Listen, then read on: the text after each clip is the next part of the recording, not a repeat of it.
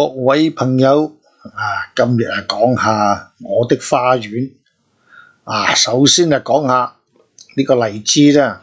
今日講下荔枝，再講下火龍果、咖啡樹同埋番石榴。不如講講番石榴先啦。有冇見到點解要剪下佢原來番石榴呢，同其他果樹一樣，咁你唔剪佢呢，嗰啲營養呢，就去咗啲葉嗰度，同埋佢曬唔到太陽，咁個果就唔夠大。其實果都要揀選㗎，咁將啲細啲果或者唔靚啲果呢，就剪咗佢啦。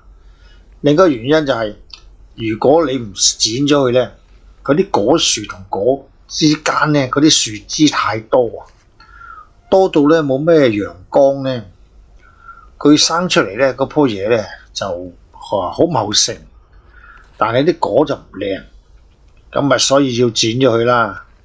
仲有另一個原因就係唔希望棵樹太大，棵樹太大咁你都摘嘅時都麻煩啦，係咪？咁講完番石榴講今日嘅主角。呢棵係乜嘢呢？呢一棵呢，就糯米糍，都幾靚啊！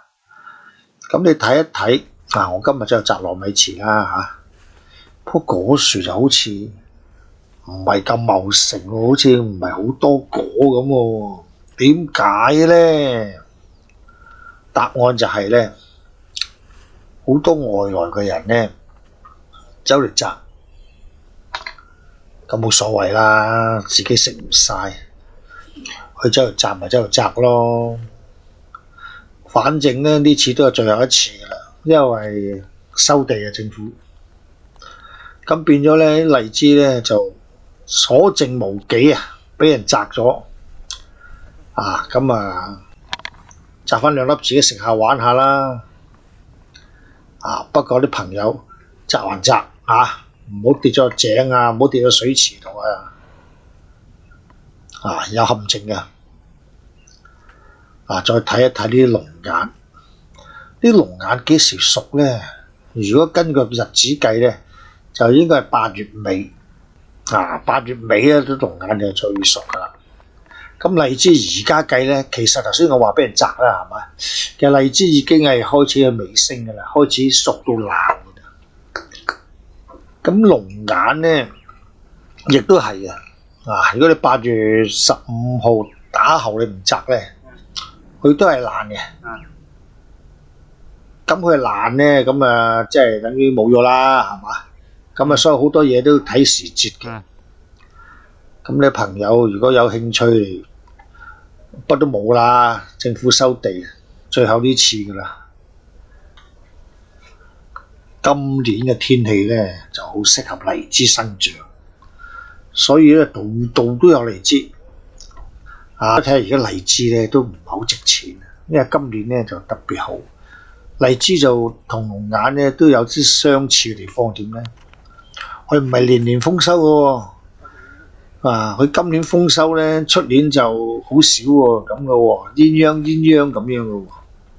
咁今年特別多啦，多到都好多人摘下都唔願摘嘅，因為可能食得太多啦，食得太多熱氣又盛啦，咁變咗剩翻啲尾喺度。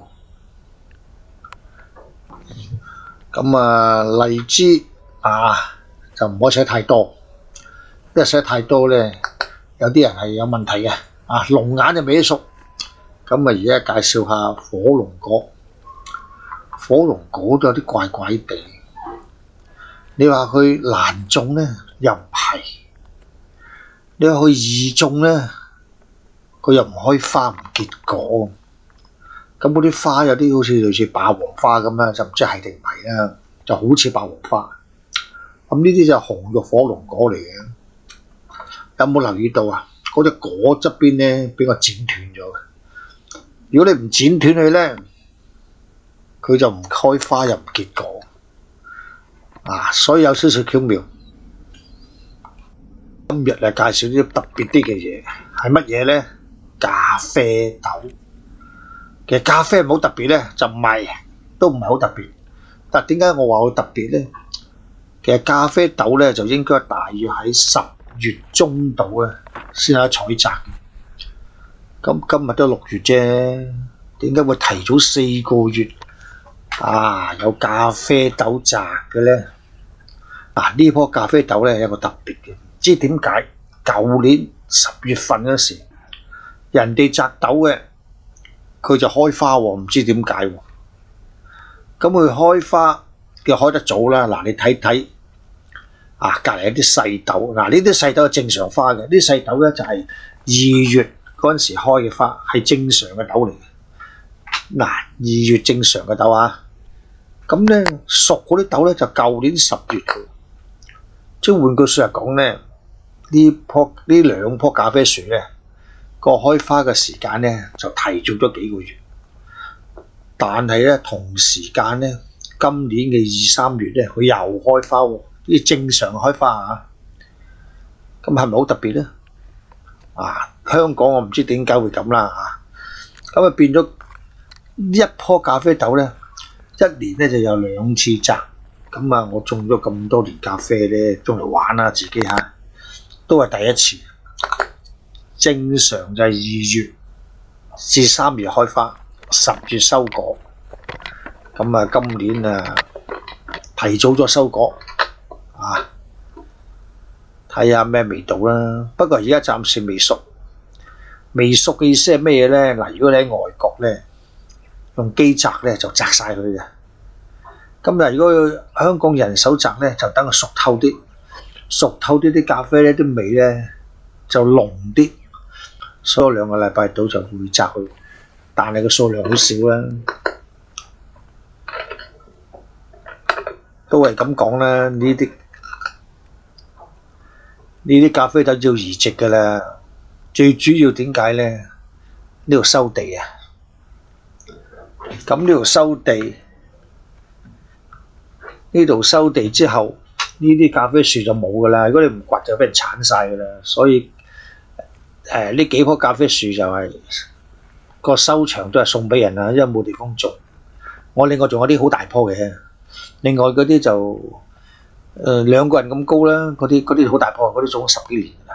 呢啲細棵啲點解你見到我係咪收樹枝都同番石榴一樣啦咁你收咗佢咧，嗰啲豆咧就接受陽光均勻啲啦，生得靚啲咯。如果唔係，佢可能嗰棵樹就生得好密。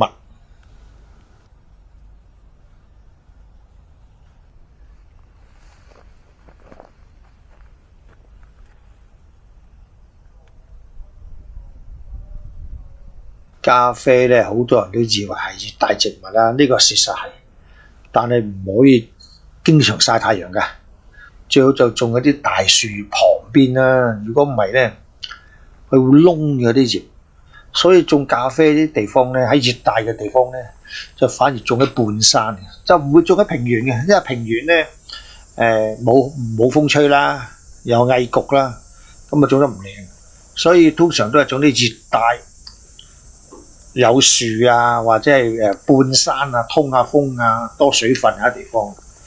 咁如果各位朋友你了解嗰棵植物嘅生長咧，其實就好易種嘢。但係如果你唔了解佢咧，就會種極都種唔到。好似呢啲咁，其實都失去照顧，冇乜人理佢唔會話成日理佢嘅最緊要知道佢嗰個生長嗰個特性，因為每種植物咧，佢都有少少唔同。